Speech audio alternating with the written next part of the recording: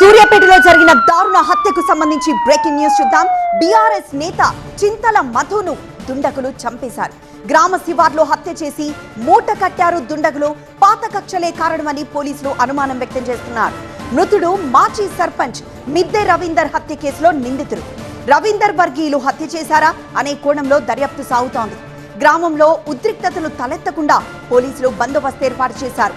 Madhu dead body post mortem కోసం ఆసుపత్రికి తరలించారు.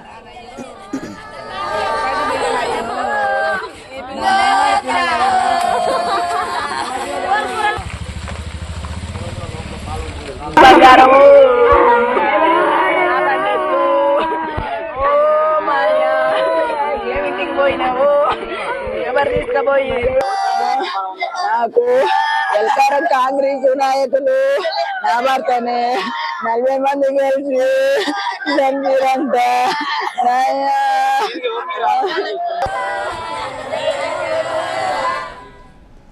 నల్గొండ నుండి మా ప్రతినిధి రేవన్ మరింత సమాచారం అందిస్తారు. రేవన్, పాత కక్షలే కారణమా లేకపోతే కుటుంబ సభ్యులు ఇంకెవరి మీదైనా అనుమానం వ్యక్తం చేస్తున్నారా? సూర్యాపేట జిల్లాలో మరోసారి ఫ్యాక్షన్ రాజకీయాలు బగ్గుమన్నాయి.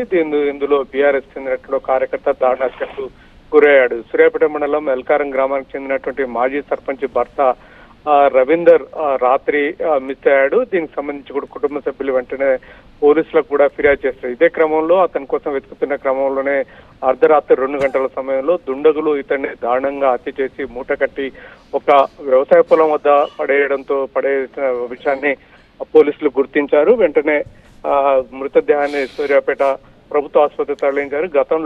గతంలో మాజీ సర్పంచ్ రవీందర్ ఉన్నారు. అతనికి సంబంధించి కూడా హత్య జరిగింది. ఆ ఫ్యాక్షన్ హత్య జరిగింది.